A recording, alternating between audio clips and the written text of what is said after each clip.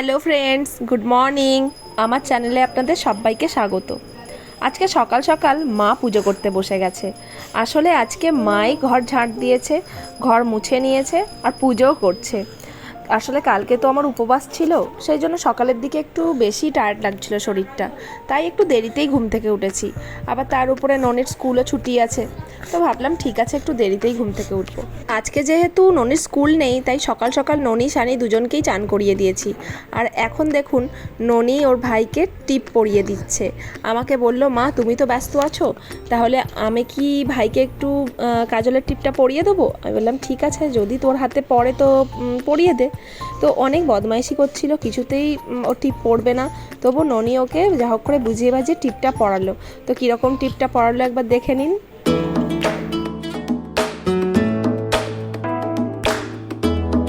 কাজলের টিপ তো ঘেটে যায়, তাই ননিকে বললাম একটু পাউডার লাগিয়ে দে। তো এখন পাউডার লাগানোর চেষ্টা করছে, আর দেখুন কিভাবে বদমাইশি করছে, কিছুতেই ও পাউডারের টিপটা লাগাতে দেবে না। ননিকে লাথি টাথি মারছে, তাও ননি পরিয়ে দিল। এরই মাঝে আমিও গিয়ে চানটা করে এলাম, তারপর ঠাকুরকে একটু প্রণাম করে নিলাম। মা তো পুজো সেরেই দিয়েছিল, আমি একটু প্রদীপটা জ্বেলে দিলাম, ধূপ জ্বেলে দিলাম, তারপর একটু পুজো করে নিলাম। আসলে কালকে উপবাসে ছিলাম তো, একটু পুজো করে তারপরেই উপবাসটা ভাঙবো। এখন আমি রান্নার দিকে চলে এসেছি। আমার মাকে জিজ্ঞেস করলাম যে মা আজকে কি খাবে। মা বলল যা হোক একটা বানিয়ে নে। তারপরে ফ্রিজ খুলে বলল, আরে এ তো পনির আছে। তখন আমি বললাম তাহলে কি পনির খাবে? মা বলল হ্যাঁ, পনির খেতে বেশ ভালোই লাগে, পনির বানা। আজকে আমি এমনি ভাবছিলাম ডাল সয়াবিন যা হোক কিছু করব, তো আজকে মায়ের ডিমান্ডেই আমি পনিরটা বানাচ্ছি। আর কখনো কখনো মা বাবাদের ডিমান্ড রাখা উচিত মেয়েদের, কারণ মেয়েদের বিয়ের পর শাশুড়ি কী খাবে, শ্বশুর কী খাবে, স্বামী কী খাবে, বাচ্চারা কী খাবে, এই ডিমান্ড নিয়েই চলে। কিন্তু বাবা মা কী খাবে না খাবে সেসব জিজ্ঞেস করার খুব একটা সুযোগ হয়ে ওঠে না মেয়েদের জীবনে বিয়ের পরে। তো যখন সুযোগ হয়ে ওঠে তখন অবশ্যই সেই সুযোগটাকে কাজে লাগানো দরকার। একজন বাবা মা যেমন তাদের ছেলেদের ডিমান্ড পূরণ করে করেই তাদেরকে বড় করে তোলে, সেরকম মেয়েদের ক্ষেত্রেও সেটাই হয়। বাবা মারা কিন্তু একটা মেয়েকেও তার ডিমান্ড, তার ইচ্ছা অনিচ্ছা সেসব পূরণ করেই বড় করে তোলে। কিন্তু বিয়ের পরে ছেলেদের জীবনটা তো একই রকমের থেকে যায়, কিন্তু মেয়েদের জীবনটা প্রায় অনেকটাই বদলে যায়। তো সেই দিকে খেয়াল রাখতে হয় মেয়েদেরকেই। আর মেয়েরা যদি না খেয়াল রাখে আর সেরকমভাবে কেউ খেয়াল রাখে না।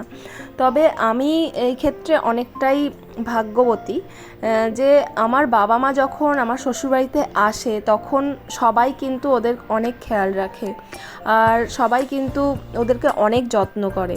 তো সেই ক্ষেত্রে আমার হেডেকটা অনেকটাই কম হয়ে যায়।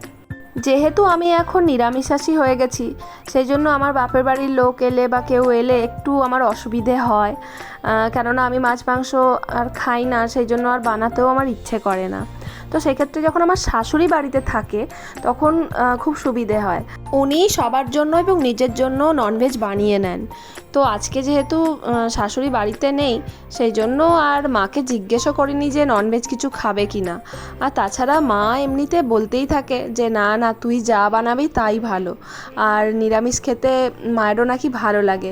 তবে আমি জানি ওরা একটু আধটু তো মাছ মাংস পছন্দ করে। কয়েকদিন আগে আমার ভাইয়ের বউ এসেছিল। আমার ভাই তো ভীষণই ননভেজ ভালোবাসে, কিন্তু এখানে এসে নিরামিষ রান্না খাওয়ার পরে ও বলছিল যে আমার নিরামিষ খেতেই এখন বেশ ভালো লাগে। তো আমার ভাইয়ের বউ একটা ডালের রেসিপি জেনে গেছে, সেটা না প্রায় নাকি বাড়িতে বানায়, আমার মা বলছিল। তো ওই ডালের রেসিপিটা একদিন আপনাদের সঙ্গেও শেয়ার করব। আপনারা যারা যারা আমার ভিডিওটা এতক্ষণ পর্যন্ত দেখলেন তারা কিন্তু কমেন্টে অবশ্যই জানাবেন যে আপনাদের ননভেজ বেশি ভালো লাগে না ভেজ। আজকের ভিডিওটা আমি এখানেই শেষ করলাম। সবাই খুব ভালো থাকবেন, সুস্থ থাকবেন, আর যদি আমার ভিডিও ভালো লাগে তো অবশ্যই একটা লাইক আর কমেন্ট করবেন। বাই।